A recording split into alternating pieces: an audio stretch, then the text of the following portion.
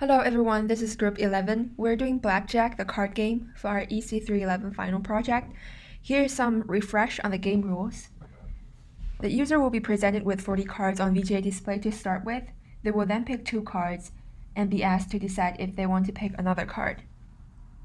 A threshold is predetermined. The program will then ask the user to pick a new card until the time is up and total card points will be accumulated. Everyone has some coins to start with. At the end of each round, coin amount will be calculated according to the total card point. The closer the card point to the threshold, more coins will be rewarded to the user. And this is our block diagram for the game.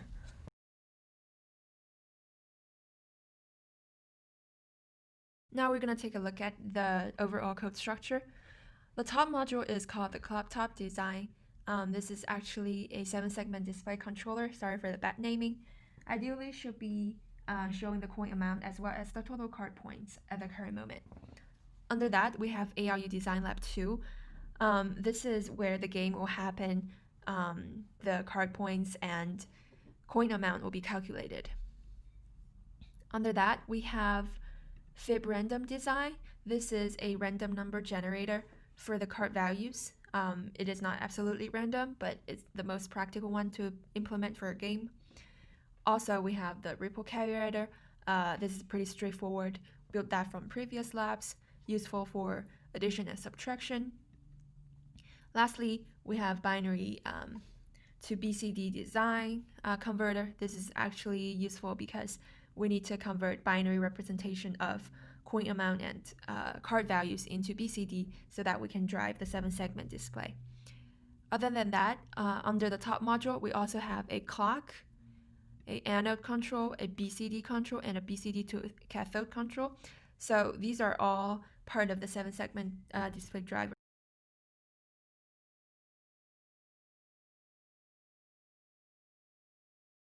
There are 4 inputs and 2 outputs to this module. Clock is used to drive the display. More is a toggle to decide if they want to pick a card or not.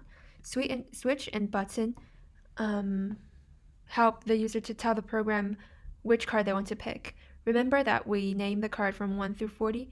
For example, if they want to pick the 21st card, all they need to do is convert 21 into binary representation as 010101, and they will do the same thing for button.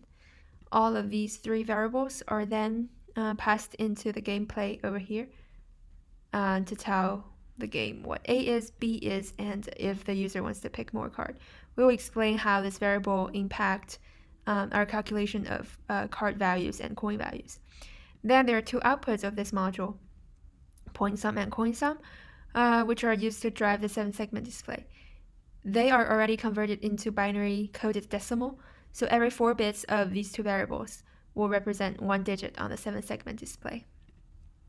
We have a counter, which is created using a clock divider. This clock divider is very typical, converting FPGA system clock into 1-second clock, and every 1 second the counter will increment by 1.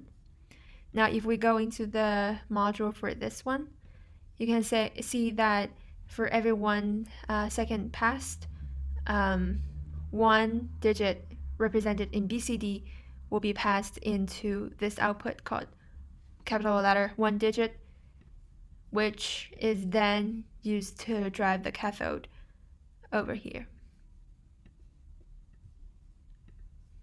This is how we aim to show card value and point value in total using the 7-segment display. We're ready to explore the actual gameplay module. There are 5 inputs and 2 outputs, which look similar to the ones that I explained before, so that I won't spend a lot of time on that.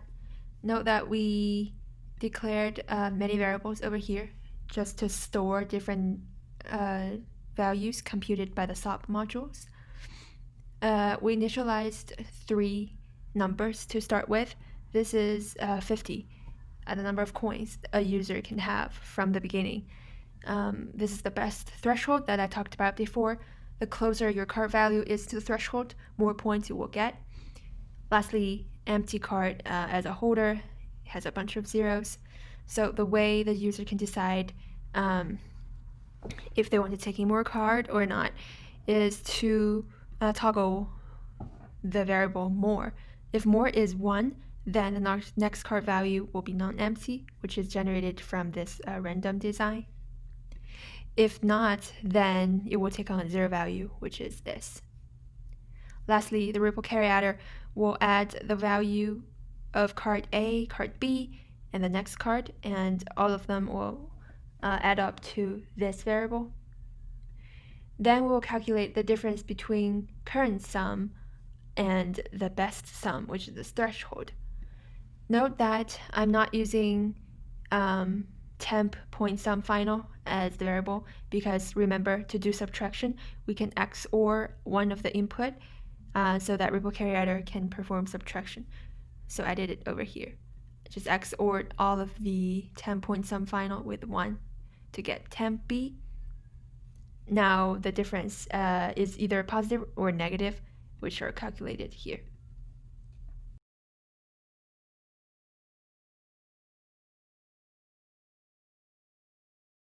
Remember that we said the user has only 10 seconds to decide if they want to pick a card. If that limit is exceeded, then 10 points will be docked off. So we used a clock divider to convert FPGA clock into a 1-second clock over here. Then, as long as the user decides to pick a card, the 1-second clock will start timing as long as 10 seconds have been passed. And if the card value is still 0, that means the user does not pick a card in time. In that case, we will subtract 10 coins from the current coin sum and reset the counter so that it can be used for another round of counting next time. Lastly, we want to know how many coins you get in total, and this is pretty straightforward. We're just comparing the difference between current coin point value to your threshold. If the threshold is 0, which means you are right on the spot, then you will be rewarded with the most point, which is 10. If you are 1 above that, then you get 5 points, and so on.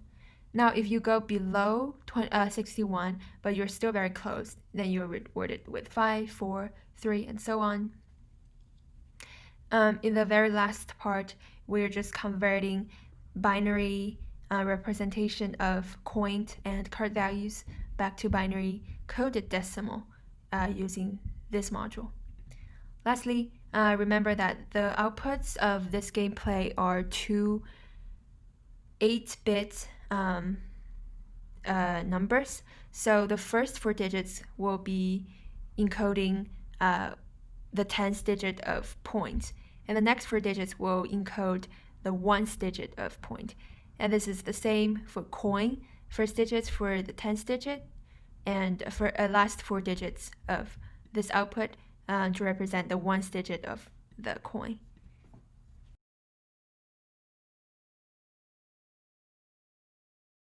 This is our VGA code. First we have our base clock and our pixel clock strobe, and we also input reset and outputs the horizontal and vertical sync and the X and Y positions. Here are the VGA timings, horizontal and both vertical. And then we register the line position and screen position.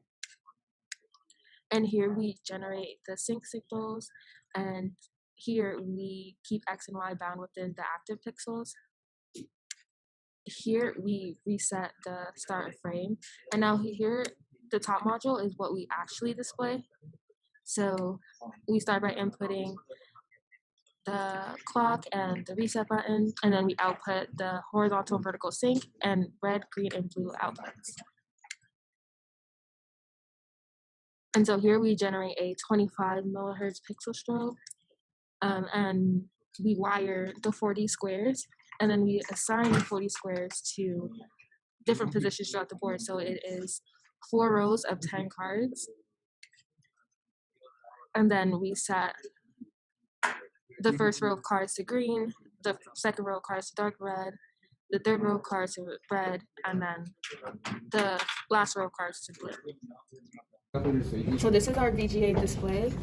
And so we made the cards by defining the pixels for each card. So for card 1, X is between 50 and 86, and the Y value is between 60 and 120, as shown on the VGA. So Y is from the top to the bottom, X is from left to right.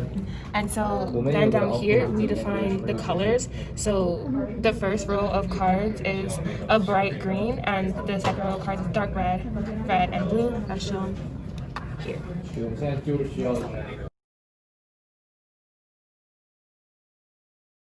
Now let's look at the test bench together. To save time, we are not going to play the whole video, so this is overlaid by a separate audio. In the test bench, we're trying to see if picking 2 cards and picking another card would make a difference between now and before. So this is what we did exactly here in the code. We first picked the 14th card, then the 37th card. Then we said, yes, we're going to pick another one. So there should be a difference at this line. After that, we pick the 20th card and the 26th card. This is another round, and we're expecting another different value. This is the screenshot we get from a previous simulation. If you run the code right now, you couldn't get this, unfortunately, because we are trying to display more digits on the 7-segment display, but somehow the code is not working anymore. The total value of the card and the coin are not updated in time. We get constant throughout the whole simulation, but we want to make sure that to let you know that we have gotten there. It's just we lost it again. So you will see what I meant. Digit 1, 2, 3, 4 digit 1 and 2 represent total coin. 3 and 4 represent total value of the card. So at every positive edge of the clock, random numbers are generated and different sums and coins are calculated in this line. So this is a proof that our game has worked. Thank you.